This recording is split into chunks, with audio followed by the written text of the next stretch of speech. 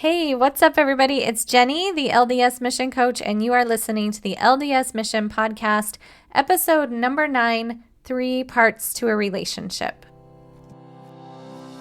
I'm Jenny, the LDS Mission Coach, and whether you are preparing to serve a mission, currently serving, a return missionary, or a missionary mama like me, I created this podcast just for you.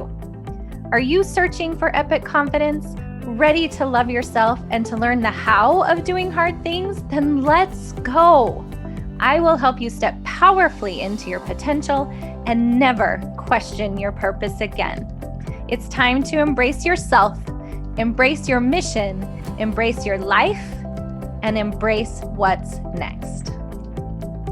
Hello, everybody. Thanks so much for joining me on the podcast today. I am so excited to be hanging out with you. There's lots of fun stuff going on around here. I'm in the middle of a little update on my website, thanks to the help of my web designer. I am super excited that my website for the longest time has reflected just the work I do for return missionaries. I love working with return missionaries. I think it's super important that they figure out how to overcome anxiety. I think it's super important that they rediscover their purpose. I also have found that confidence is a big one for return missionaries, and so I help them get that back through one of the programs that I offer. But now I do a lot more than I used to do. I work with preparing missionaries and currently serving missionaries too. I have some programs available for them. So I'm super excited to have my website reflect what I actually am, which is the LDS Mission Coach. On purpose, I don't call myself the missionary coach. I call myself the mission coach because I want to be there for you during every part of the mission experience. So I'm way excited about that. Can't wait to show you guys what I've been working on in that area. I also am super pumped about this new free video course that I have coming out, which is 3 tools for RMs to help in their transition home. I've been wanting for a while now to have just a few videos that you can get that will give you 3 useful tips that you can use right when you get home. So you can watch these videos just in the days after you get home or in the weeks after you get home, and hopefully they will give you a good jumping off point to maneuver the transition, because it can be challenging. You're actually like a different person when you come home. So, and I talk about this a little bit on the videos, but that is going to be released here shortly, and I can't wait to share that with you. Also, in other news, my son comes home from his mission here in 2 weeks from today. He served in the Australia Melbourne mission for 7 months, and then because of COVID came home like many missionaries did. And now he, since last August, has been serving in the New Hampshire Manchester mission and has just loved his time out there. It's been an amazing experience for him, and now he's coming home. The time has gone really pretty quickly, so that's a bonus. Today I want to talk to you about 3 parts of a relationship. One of the things I hear most often from currently serving missionaries is struggles that they have with their companions. Now, this episode is not going to be just for you if you have been struggling with a companion.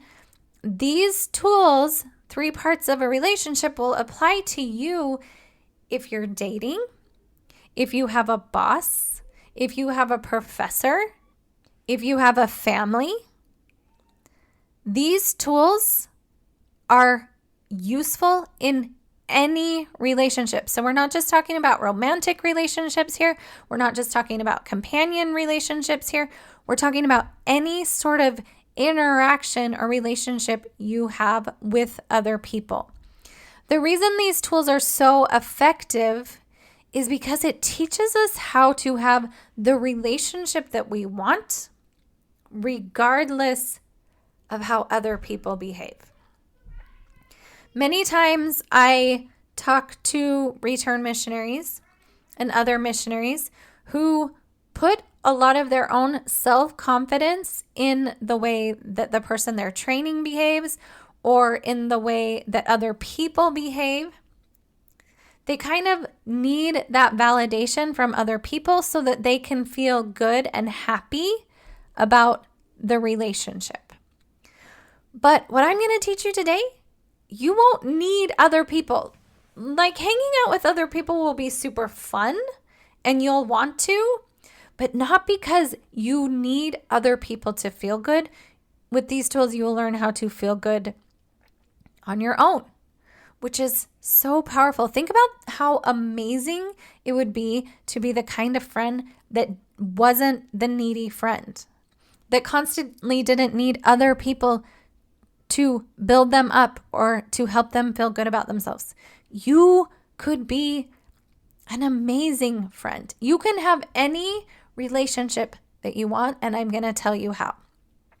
Most of the world thinks that a relationship is based on how we do. In fact, sometimes we like to group relationships into this is a good relationship and this is a bad relationship. And this is based on many factors. It might be based on the amount of time that we spend with someone. It might be based on whether someone reciprocates. Like, let's say we send a text and then that person ghosts us or doesn't text us back.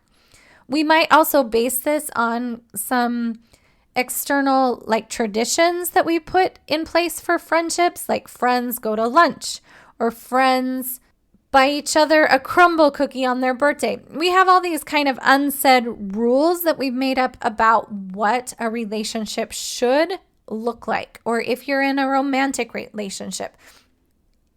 In those relationships, we buy flowers on our anniversary.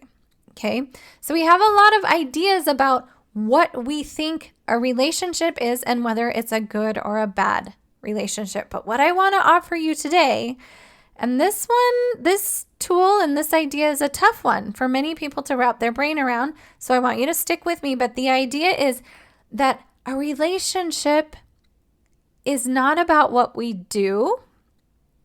A relationship is about what we think. So we have thoughts that create our feelings about someone, and someone else have their thoughts which create their feelings about us or about anything else. What's kind of interesting to think about is you may have relationships or connection or feel some connection towards people that you haven't seen in years. Like, I might even say that I feel a connection and a relationship and have a relationship with even some of my ancestors that have passed away and that have gone on before me, a connection with some of my just grandparents that have passed away recently. And how is this possible? If they can't text me back, or if we can't go to lunch,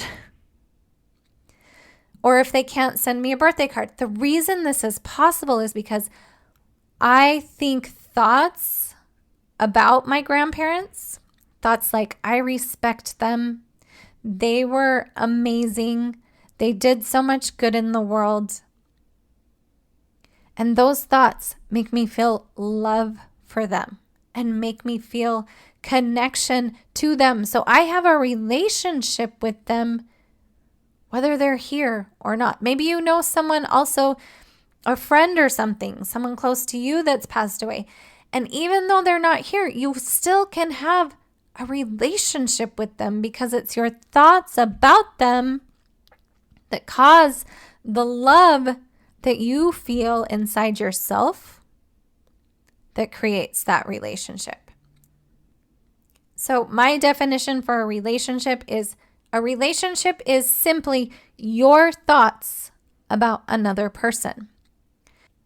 Now, the other thing that we want to think about here is other people can't make us feel love. Like, for the longest time, I thought it was my husband's job to make me feel love before I understood these tools. And he tried and he tried and he tried everything that he could think of to make me feel love. But now I know different. Now I know that love is created in my body when I think loving thoughts. And for him, love is created in his body. The emotion of love is created when he thinks loving thoughts. I don't need him anymore to make me feel love. I choose love every day by thinking loving thoughts. And then I get to benefit from feeling that love. Sometimes my kids even will be really frustrated with me if I'm like, okay, it's chore time or homework time or whatever it is. And I still, even if they're mad at me, even if they're feeling the emotion of anger in their body because of their thoughts, like I don't want to do this or mom can't make me do this, even though they're feeling the emotion of anger, I can still feel love, and I do for my kids because of my thoughts that I have about them. I just choose to love people. Love is one of the best emotions to feel. There are 3 parts to a relationship, and when we understand that our thoughts, there's actually 3 parts to a relationship, and when we understand that a relationship is just our thoughts, this all makes total sense. So these 3 parts are, number 1, what other people think about me. Number 2, what I think about other people. And number 3, what I think about myself. These are the 3 parts. Now I want to kind of dive into each one of these just a little bit and give you a couple examples so you know what I mean. Part number 1 of a relationship, what other people think about me. Our brains, in middle school especially, think that this is the most important part of a relationship. Our caveman brains want to make sure that we are on good terms with all of the people around us. It's the same sort of nervous feeling that you might have when you walk into a new social situation or into a new companionship and you have this thought like, what are they going to think about me? Our brains do this just kind of on default. They like to compare ourselves to other people. And so our brains are very preoccupied with what other people think about us. But what other people think about us is none of our business because it can't affect us anyway. Their feelings, other people's feelings about me come from their thoughts, and my feelings come from my thoughts. And that brings us to the second part of the relationship is what I think about other people. This is a way that quite regularly I redirect my brain to. When I walk into a new social situation and my brain tries to tell me, no one is going to like you here, that's when I tell myself, that's okay, because I like them. I go into a social situation and when my brain tries to tell me, we should be really worried about what everyone thinks, I'm just like, no. What they think is none of my business. What do I think about them? And I get to work finding out what I love about them. And it's sort of like with my kids, like I mentioned before, they might be frustrated with me even. And what I think about them is, no, you can be frustrated. You totally are allowed to be frustrated. And I just love you. So the third part of a relationship is, what do I think about me? And this is so important. Our brains tell us the most important is what other people think about us. What's pretty important is what other people think about me. But what's the most important is, what do I think about myself? It's really tough to find the good in other people when we can't find it in ourselves. It's also really tough to stop judging people when we can't stop judging ourselves. When we love ourselves first, when we like ourselves first, it makes it a very natural and easy thing for us to like and love other people too. I want you to kind of think about if you've ever tried to give someone else a compliment and you're like, I don't know, maybe it's a piano solo or something. And you're like, that was amazing. You did such a great job.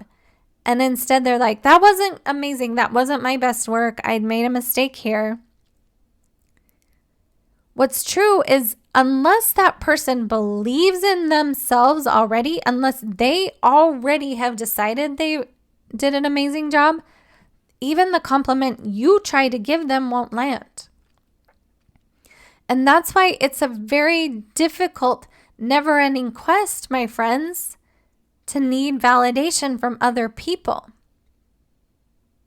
What happens and what our brains tell us is if someone else tells me I do a good job, or I've done a good job, or I'm a good human or a good person, then I will give myself permission to believe that about me. But what I want to offer to you here is the most powerful way to show up in a relationship is you got to think those things about you first. Like, what do you want other people to say to you? That you're a really good friend? That you're an amazing photographer? That you're a very hardworking companion? Whatever you want other people to say to you, you got to say to you first. How much better could your relationships be if you really genuinely could redirect your brain away from what other people think about you to what you think about them and what you think about yourself? Now, we're still going to, right? We have that caveman brain that its first instinct is going to want to know what other people think. Our brains are really concerned with that.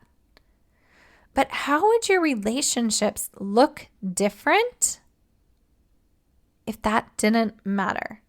Now, it's always going to matter to your brain a little bit, but what if you could redirect your brain to focus on the parts of the relationship that you actually have influence over? You have the ability to change your thoughts, which create your emotions. Even about someone who's not behaving in the way that you want them to. Even for a roommate who never does their dishes or leaves their dirty laundry all over the apartment, or for your companion who doesn't want to work. We can still choose thoughts that create love. And they're allowed to think whatever they want. But we can always choose thoughts that create love, regardless of how they're behaving. Isn't that so empowering? You can have loving relationships regardless of the way other people are behaving. Just choose to love people. Choose thoughts that create love. This applies so well in an instance with a difficult companion. Our brains want to change them. Our brains want to change the way that they're behaving. And that if they would just behave in a certain way, then we would get to feel content or happy. But you can feel content and happy now because your contentment and happiness comes from your thoughts. And if they want to be upset or whatever they're doing, it's fine. And so when you go into a social setting and your brain comes online and starts freaking out and thinking, oh my gosh, what do all these people think about me? Just redirect your brain. Get intentional. Think on purpose. Talk back to your brain even and say, no, no, no. It doesn't matter what they think about me. What matters is what I think about them and what I think about myself. Because honestly, what they think about you doesn't actually matter because it can't have an effect on you. Your thoughts create your feelings, and that's an amazing place to be. Thank you so much for listening to the podcast today. If you want to learn more about what I do, you can go to jennydildine.com or just come hang out with me on Instagram at jenny.theldsmissioncoach. And Jenny is spelled with an I-E. And remember, no matter which part of the mission experience that you are involved in, just know that Jenny, the LDS Mission Coach, is thinking about you every single day.